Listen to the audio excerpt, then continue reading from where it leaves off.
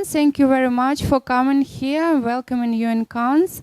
We have this great panel about blockchain in media and entertainment. And let me say, Manuel? Manuel will say a couple of words about what blockchain is, as I know there are many creative people who are not technical. Bonjour, hello, good day. Thank you, Elena. Thank you, Astra Group. I'm very pleased to be here to introduce this panel, which is about blockchain and in the media industry. My name is Manuel Badel. I'm based in Montreal, Canada. I'm a consultant in digital media, helping companies to finance their projects. And I've been involved in the blockchain world for the last 3 years, developing different projects. And I'm the author of the first research on blockchain in the film, TV, and gaming industry in Canada, a research that has been recently published by Telecom Canada and the Canada Media Fund, and which is available on their websites for free. You know, I read this morning a stat about blockchain. The demand for blockchain engineers has increased by 500% in the last 12 months. And another number, you know, I've read that in less than 5 years, the blockchain business value should be around $300 billion. So that's a lot of money. That's a lot of demands for blockchain engineers. And I think that if you're interested, you are in the right place. You know, 53% of managers in the media industry think that blockchain could disrupt their organizations and industry. Well, this means also that maybe 47% of these people don't believe the same idea. So it's almost like the Brexit, you know, in a way. It could be difficult maybe to apply it, to implement. So there is a lot of skepticism. There is a lot of optimism, but a lot of skeptical people when we talk about blockchain. You know, there is a lot of confusion between Bitcoins, for instance, and cryptocurrencies, and blockchain. Bitcoins are only an application, business application, the first business application of blockchain as a technology. I won't go dive into details about the technology itself, but maybe just recall that it's a database that is distributed over a network. It's a database that increases transparency, immutability of data, and when we talk about transparency, we talk about traceability. You know, in the course of the research I've conducted, well, I think that the most interesting thing in what people are interested, I mean in the film, TV, gaming industry, is about data, right management, and monetizations. You know, a very important thing because creators believe in blockchains because they think that this technology could improve the way people are retributed for their work. So to conclude, there are, I would say, two types of or two families of application with the blockchain technology. The one which is related to information systems. I mean, protection of data first, protection of IP, digital right management, collaboration, project management, and reporting, for instance. And the other side is the business models that can be created or developed with blockchain technologies, such new way of financing your projects, new way for distributing content, monetizing content, and so new ways of creating value for creators. So I think these people are going to talk about this. Thank you very much for your attention. And so if you're interested, this report I was talking about is available on Telefilm Canada's and the Canada Media Fund's websites. Thank you. Merci. Thank you very much, Manuel. So let's start the panel, and I give the microphone to Greg. Thank you, Greg. Okay, thank you, Elena, and thank you all for being here. It's a really interesting time for blockchain. I come from my roots actually started out in tech. So it was really exciting when Elena reached out to me asking me if I'd be interested in moderating this panel. She was really interested more in the fact that I made a feature film called Crypto, which was the first spy thriller with a blockchain theme behind it, which Lionsgate put out last month on April 12th. So there's been a lot of excitement in regards to that particular film. And in terms of this innovation technology, we're going to learn a lot about what's happening in the space. So I want to start off just by doing a short bio of this extraordinary panel that we have today. The first person is Uppal Mangla, who is has an MBA, an ENG, a PMP. I won't go through all of them, but he's got 6 more other titles. He's been with IBM, if I'm correct, for over 20 plus years. He's a global executive and leads the Watson AI, IoT, and blockchain innovation competency in our global communications, telecom, media, and entertainment industry at IBM. God, your bio just goes on and on. But I'm not going to say more because we're just going to let you talk, and you'll really appreciate his wisdom. Why don't we start off a little bit, just rather than just reading each bios. Uppal, why don't you just explain to me what was it about blockchain that got you excited at IBM? Sure. I'll keep it simple, and then we can go into the panel discussions. But basically, blockchain is one of the evolving technologies that we at IBM started looking at many years ago. And we said, this is where one of our big bets are going to be, along with artificial intelligence. And within the blockchain, we have categorized it into 3 groups, if you will. One is the blockchain software that anybody can buy. One is blockchain services. And the third one, which is what we'll focus on, is creation of ecosystems and networks, and how media and entertainment are looking at blockchain, and to the comments that were made earlier, how content can be managed, how content can be leveraged, how do we ensure rights and royalty management happens, how do we ensure that everybody gets due rights for their processes. At the same time, how do we ensure that the cost in the digital media buying business is optimized? So those are the things that we are looking at. The second person I'm going to introduce is Irina Albita. I got that right. Who is the co-founder of FilmChain and Big Coach. What did we say? It was Martin. What's the collection agency? We're a new collection. No, but what was the one in the film business called? Not Freeway.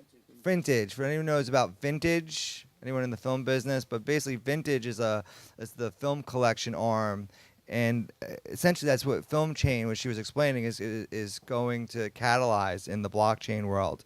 FilmChain is a London-based blockchain company that disrupts the collection, allocation, and analysis of revenues for film, TV, and digital content. The service has been tested end-to-end by clients including Euroimages, Council of Europe, the Film Fund, Hamburg, Bulgarian Film Center, producers, and sales agents. I can only imagine how many sales agents. Tell me a little bit about yourself, Irina, because you just tell me about your company. Yes, thank you. Thank you, Greg. My name is Irina Albita. I'm one of the co-founders at FilmChain.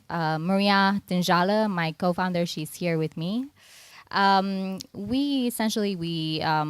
come from a mathematics and computer science background. Maria comes from a production background. We're London headquartered. We started our company back in 2014. We've been in business for a while now. We're one of the companies, part of Can Next, selected as one of the tech companies, part of this year's cohort of innovation. For us, setting up a new collection service was incredibly important. We want to be able to support the industry with the right tools and support creatives with more data and empower them with the right data to make better decisions for their next project and so on. We feel that it's incredibly important for everyone in the ecosystem, from public funding organizations to creatives, producers, and so on, to have the right accountability and transparency over the money flows. it's their projects, and this is something that we're bringing on the market. Pretty amazing. Thank you. Thank you. Sam, how do I pronounce your last name? Klebanov is the CEO of Cinezen Blockchain Entertainment AB. What's that? Did I get that right or no? Yeah. Okay. Yeah. Sam holds a degree in applied mathematics from Moscow University of Economics and Statistics. He moved to Gothenburg, Sweden in 1991 and worked as a software engineer and CTO for several Swedish companies until 1996 when he started a film distribution company called Maywin Media Cinemen Without Borders, which became a leading force of independent art house film distribution in the territory of former USSR, where it released over 600 films in the course of 20 years. Sam also produced and co-produced 5 motion pictures and hosted a primetime TV show about modern classic cinema. What I'm really interested in, so you have a film world and you have a mathematics world. What was it about blockchain that got you in that world? As you said, my very deep background is software engineering, but I spent then 20 years of my life distributing and sometimes producing films. So what attracted me to blockchain was actually my frustration with the existing film distribution model. Because there have been a lot of talks about disruption in the blockchain world. But for me, blockchain is needed not so much for the disruption, because people are afraid of disruption. Because it used to be like kind of a very buzzword, like we will disrupt this, we will disrupt that. Then you come to real businesses and they tell you, thank you, but no thank you. We don't want to be disrupted. So blockchain is a great way to complement, to extend. For me, it's an extension of the existing model. This existing model creates huge gaps in film availability. So for me, the most important thing with the blockchain is to give access to the audience, to the films which would be otherwise unavailable, but also to give the possibility to the rights holders to better control of their rights and better curation of their IP. Toby? No? Mark. I don't have Mark. I'm teasing. You're up first. No. You're here on the panel, Marc Scarpa. Marc Scarpa is a media architect for live, particularly networks. Since the early 1990s, he has provided leadership on notable and award-winning projects, including, Global Citizen 2015 Earth Day, Grammy Live, CINET Television, CINET Television. Yeah, sorry about that. Microsoft Mixer Studios, YouTube Originals Red, Arlington Esports Stadium, or Esports, right? Yeah. Esports Stadium, MySpace TV, Woodstock.com, New York City, and a co-host of other stuff. Wow. He began his storytelling journey with 36 hours online and broadcast participants during the 1996 Tibetan Freedom Festival. Today, live participatory media is currently enjoyed by billions of people worldwide. He is now the co-founder of Decentric Media, whose mission is to broadcast 24/7 live on-demand finance and tech news to accelerate the adoption of 1 billion original crypto wallets by 2022. What was it about blockchain that got you interested? Thank you. Curiosity. I'm a curious person. I've always been involved in technology, going back to 1979 when I first discovered the internet as a dial-up service, and just that pirate nature of being in an alternative world. And then, of course, you had multiple protocols along the way, the web being the most popular. When we launched CNET Television in 1995, then got acquired by CBS, most people didn't know what the web was, let alone the internet. And we accelerated the adoption of the World Wide Web by telling stories through video. I find that video is a much better storytelling medium than reading. Most folks are not reading elitist publications like the Financial Times or the Wall Street Journal or the New York Times And when they do, it's very difficult for them to understand and really get a handle on what these new technologies are. So through broadcast media, we feel that's the best way to promote adoption and the best way for us to contribute to this explosive financial world that we're seeing now.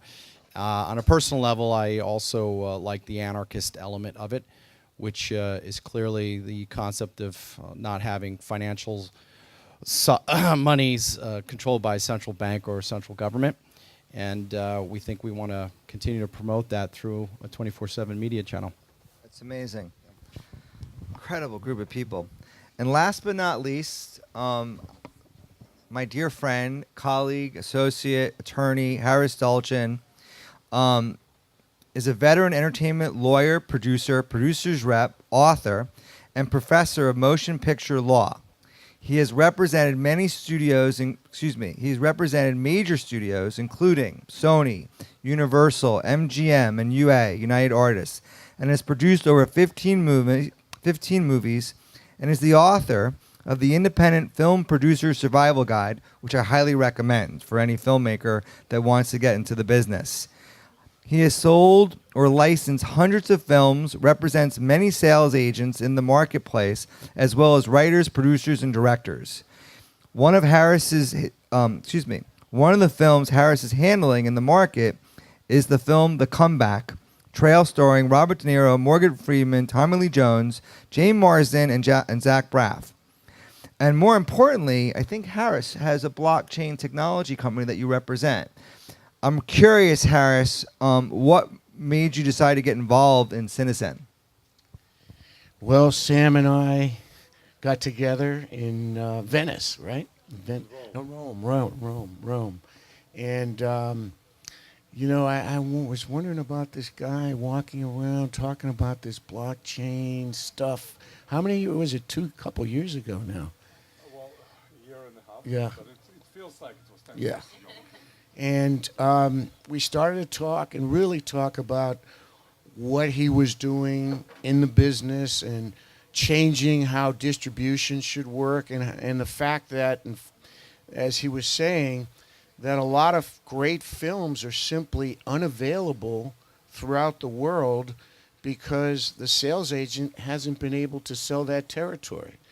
And I think Sam is going to talk a little bit more about how he created a platform using blockchain, using cryptocurrency, that allows films that are simply unavailable in many, many territories around the world to become available through the use of Cinezen's platform. And I got really excited about that, and being a lawyer, wanting to be on the cutting edge, I said, I'm in. And we started work together. So That's interesting. They're still coming through the door.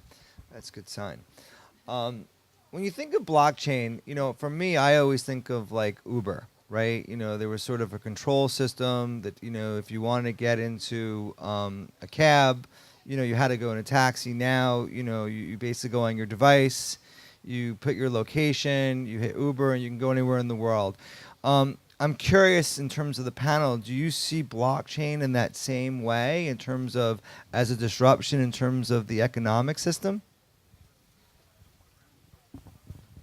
Well, as I said, I see it more as an extension of the existing system, because we have thousands of people running around this film market, sales agents, distributors, and there is a certain ecosystem how the films are released. Producers give the rights to sales agents, they sell to local territories, they go to the local platforms. And it's fine, it works for some films, but not for all. And of course, if you want to release a film theatrically, or if you want to pre-sell it, you need a distributor, you need an MG. But then you end up with a lot of films unsold for many territories. You don't have access to the audience, and we can see that actually the market is shrinking. Distributors have less money, they buy fewer films, and it leaves even more content unavailable. Many people don't renew their rights when they run out. So the idea was, what if we could make any film available to any consumer, any viewer, anywhere in the world?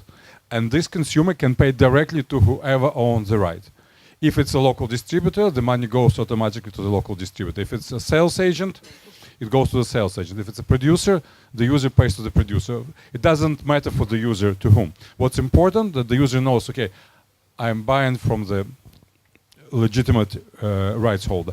And also, there is a huge deficit of trust and transparency in the film industry. Yeah, and so the question then is, you know, is in terms of that disruption, is blockchain basically going to displace the distribution model that's in place today? Not necessarily displace, because as I said, if you want to release a film theatrically, you need local distributor. Then maybe at some point, even film tickets would be sold as tokenized and sold on blockchain. This would be great, because it would create, again, transparency in all the kind of chain of value.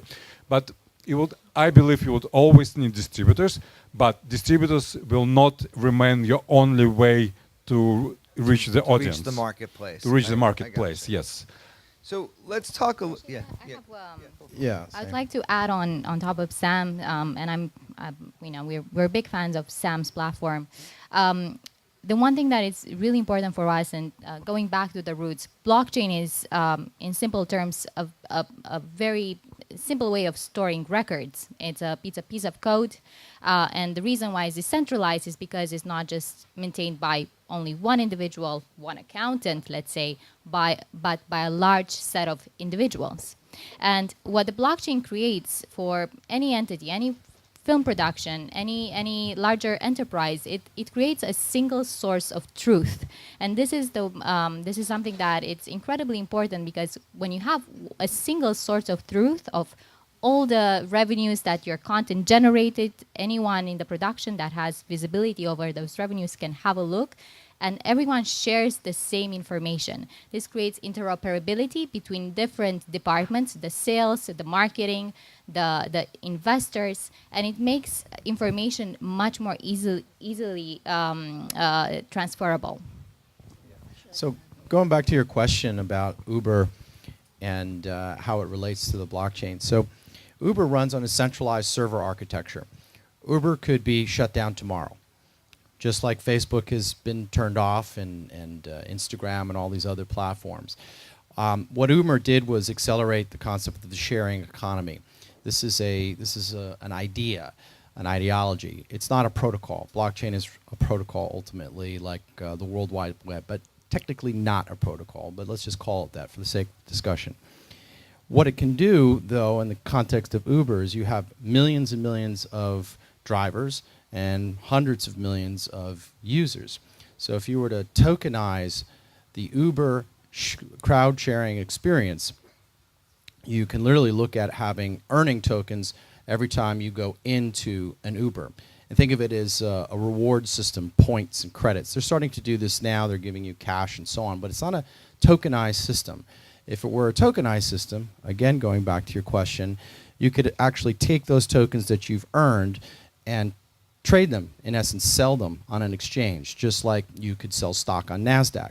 So let's say I earn 100,000 Uber tokens because I'm an Uber power user, which I happen to be over the course of the 10 years it's been in business.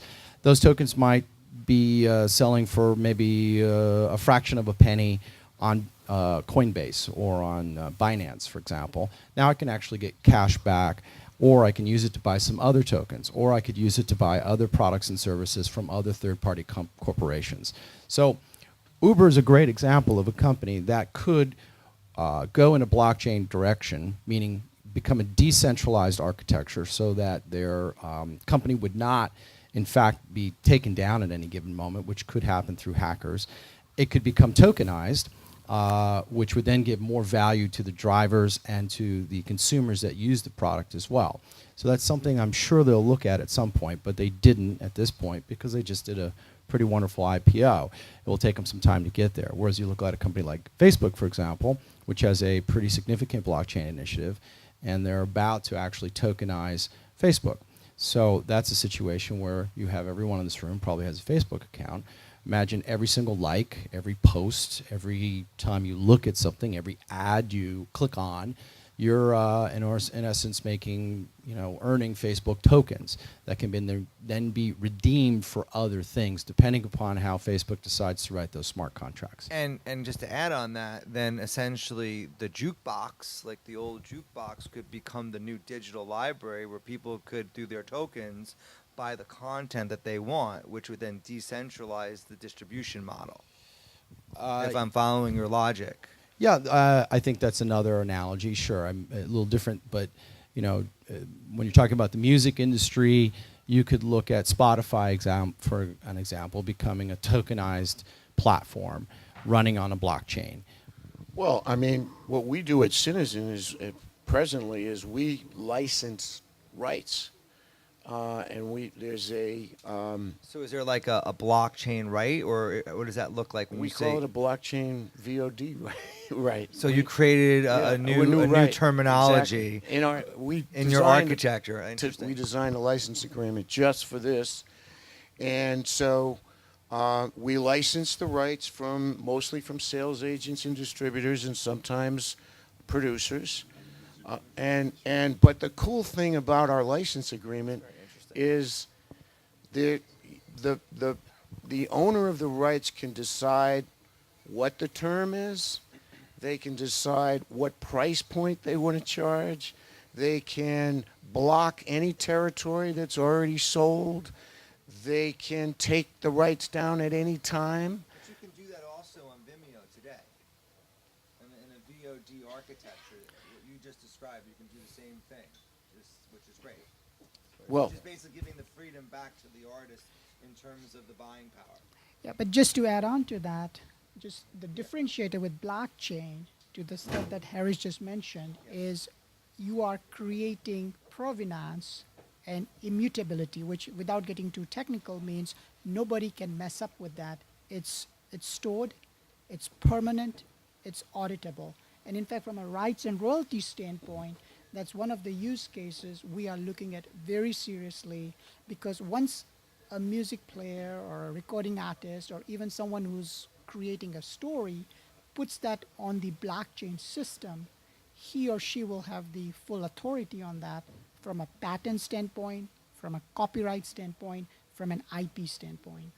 Because blockchain will make it immutable. You cannot dispute it. There are also some companies developing, because we talked about blockchain for information side and also blockchain for the business side.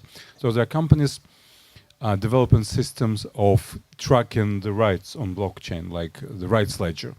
So basically, the problem is when we work with the rights holders, we have to trust at this time that they have the rights. We can ask them for the chain of titles, but then somebody else comes to us, how do you have this film? This is my film. And this is the problem every platform is facing, because we have to work with the traditional chain of titles and proofs of ownership and documents.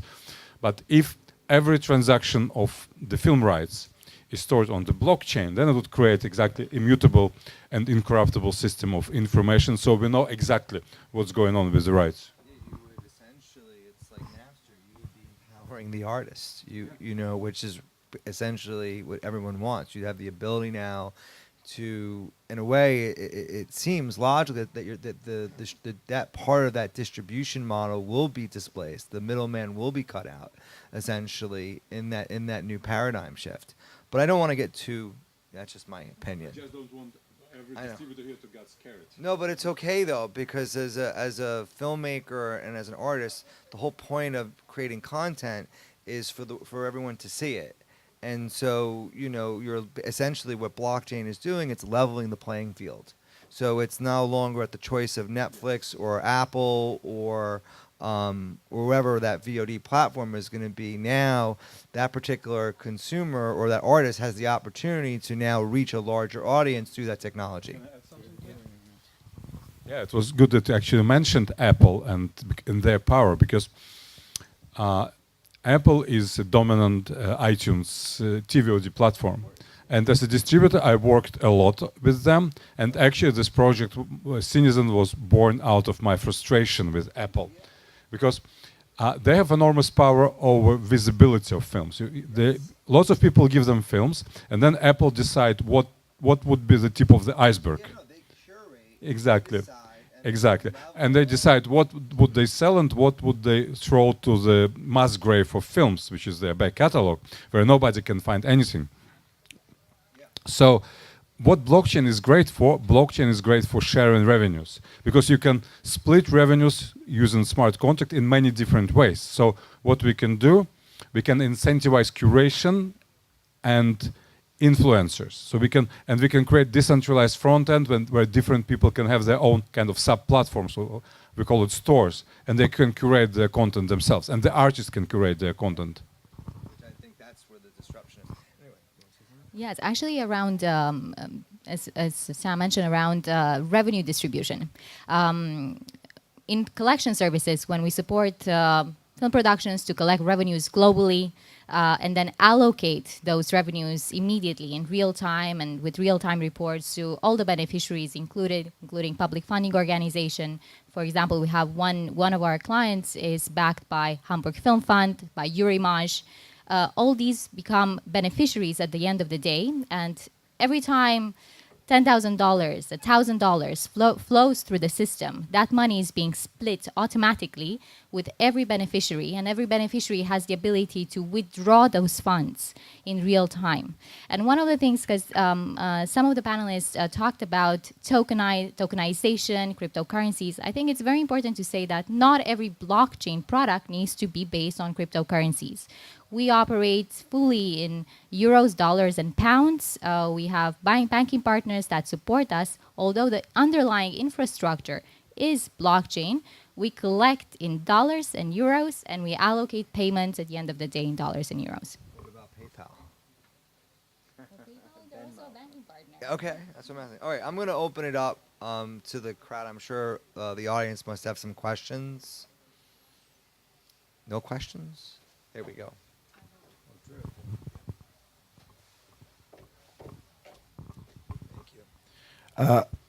Excuse me. I was wondering if you'd be able to speak, if any of you would be able to speak on the subject of smart contracts, because I know that there is a growing digitalization trend of the legal aspect through blockchain, through smart contracts, firstly. And secondly, if, what's the state of ICOs for financing in Hollywood? What is it in the film industry, and are ICOs a thing? So.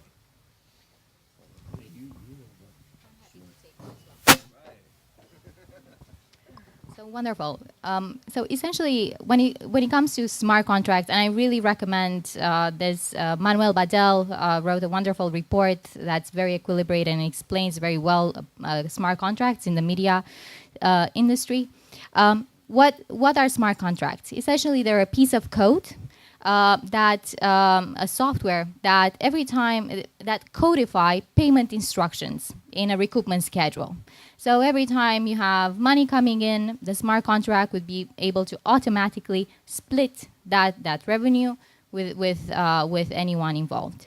I think it's definitely smart contracts are part of the Ethereum blockchain, and they've been developed. There's several other blockchains that are working on developing similar solutions.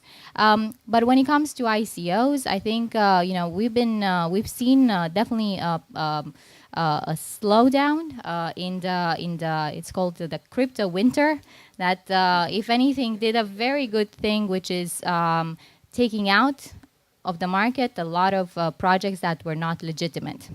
So I think right now we're at stage 2.0 of blockchain, when there's a lot more legitimate organizations that actually have active projects. Just to add to that, ICOs were very unregulated. Utility tokens, in order to have a utility token, you needed to have utility. We could have a whole conversation about that, but what Irina's absolutely right. There's been a lot of shakeout in the market. ICOs, you'll still see them happening, but they'll be less and less.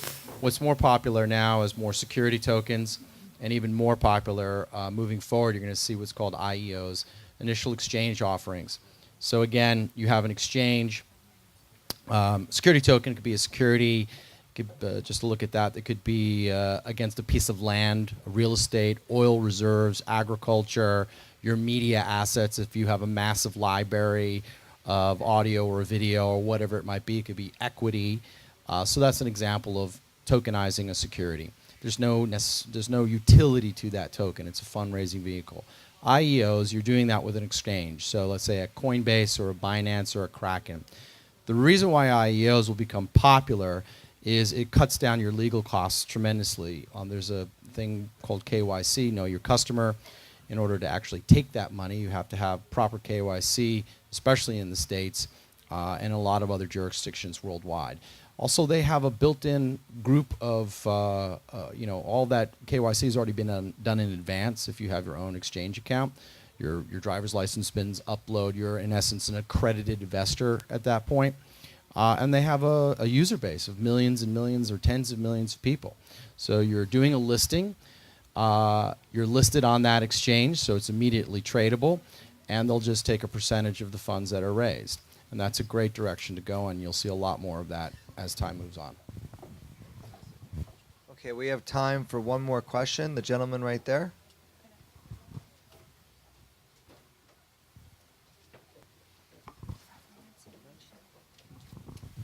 Hi. If I'm a large broadcaster and I deliver content online, and my content is actually sitting on an online video platform like Brightcove or Kaltura or one of the really big players that control the online video platform world, how do I change my workflow? I'm not going to.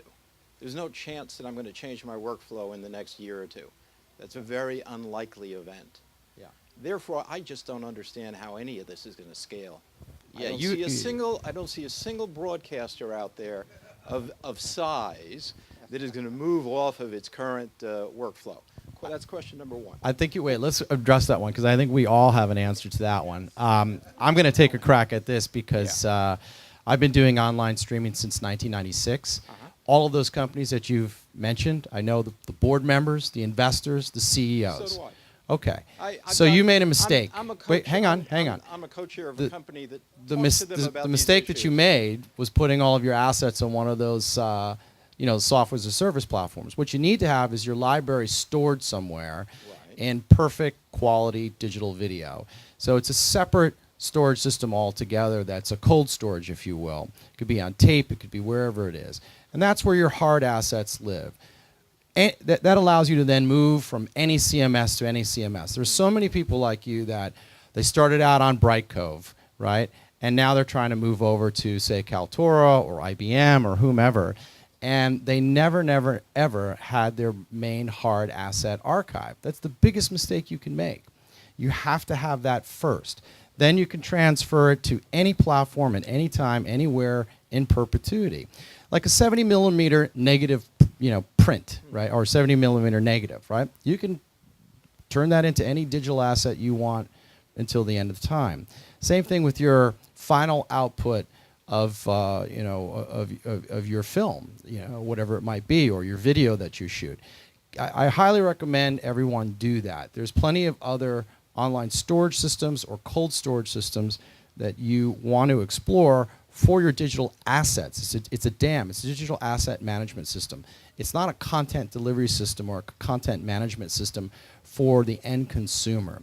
And I can certainly answer the extra part of that, but I know that my colleagues want to hit that in terms of the monetization on the library side. So, I would just add to that, though, a lot of these broadcasters, and I'm not a broadcaster, by the way, a lot of these broadcasters don't find that solution available because of the other IP that they currently have involved in these systems. They've got lots of IP locked up into it, and it's very difficult for them to make any changes. Well, that said, that's one. No, it's not just a legal question. It's a question of actual working IP on those platforms.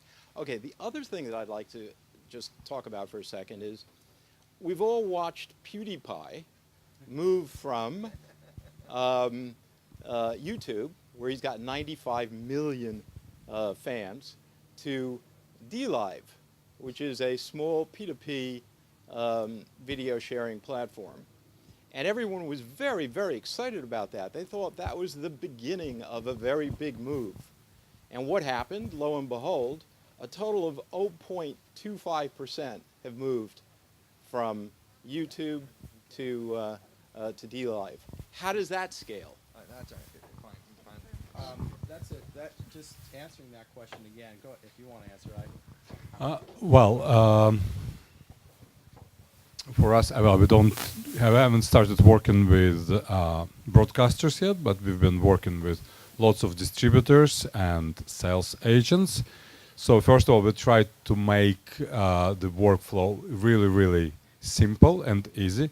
For example, as a distributor, I have a big library of films. So when I talk to the sales agents, I say, okay, I already have these assets on our platform. So all you need to do is just to open unsold territories. Then I get another big library from another distributor. So we're building up our libraries with the partners who are easy to adapt to it. And then we add the others because we make it very simple for them. And then, of course, there is always a challenge to attract the audience to a new platform. But because we, as I said, we use blockchain to incentivize influencers and artists and curators, so we very much count on them bringing their own audience via their kind of own channels. I mean, ultimately, the consumer will be the driving force behind, this emergence of blockchain. As it becomes easier to buy your content with a coin, that will force the legacy environments like a broadcaster to move into that world. No, I understand that. I'm not here to debate that, but I am here to say that it's coming. Well, to answer your question very simply about PewDiePie, and I think it's a great example, by the way, and I think everyone should learn from this question. It's a very astute question. And the answer is actually quite simple. Talent in the digital world may not necessarily transfer from one platform to another. You have a lot of creators on the YouTube platform that try to go over to Instagram, or there was Vine for a little while, or Musical.ly, or even to television. And their audience just doesn't migrate with them.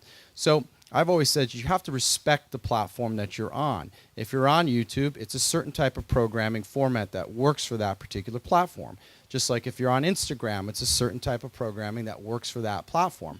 You're going to have a wide range of different types of things, but the format is quite specific, and the delivery mechanism is specific, and the way that you'll interact and participate with that audience is quite specific. So not all talent is going to transfer over from one to the next to the next. And I think PewDiePie is a great example of that. Here he is. He was one of the earliest guys on YouTube. He's huge on YouTube, but it doesn't necessarily mean that that's going to translate over into an IPFS or DLive streaming environment, which ultimately doesn't have that many users to begin with anyway. And so he's trying to get this new decentralized app going, if you will, for a variety of different reasons. So that's all I can say on that. The only other comment I would make is a lot of these broadcasters and distributors, to your comment, in their innovation labs are very worried right now and looking at blockchain in terms of how they can ensure that they can continue to have the power or authority by moving into blockchain rather than getting, cannibalized from a revenue standpoint. So it may not be visible, but behind the scenes, all of them are looking at this technology and seeing how they can migrate or move or basically leverage the technology, because if they don't do it, they will basically get disrupted.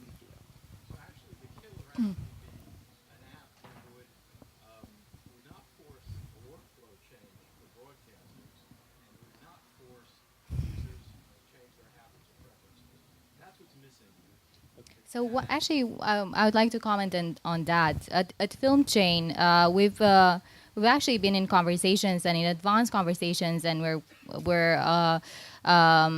building proof of concepts for one of the largest broadcaster and media conglomerate in Europe, also with broadcasters in North America. They are actively looking at embracing technology because, as I mentioned, it brings interoperability between their teams. It brings this source of truth for all the data. Currently, some of even the largest organizations operate on a multitude of different software systems, Excel spreadsheets. Unifying all those systems needs to happen, and there's no other way than actually having just one source of truth for all the data. Well, I think what's great about blockchain is that it's a never-ending story, and there are going to be a lot more questions, and unfortunately, our time is up. So I just want to thank our esteemed panel for an extraordinary conversation, and we're done. Thank you. That was awesome. Thank you very much.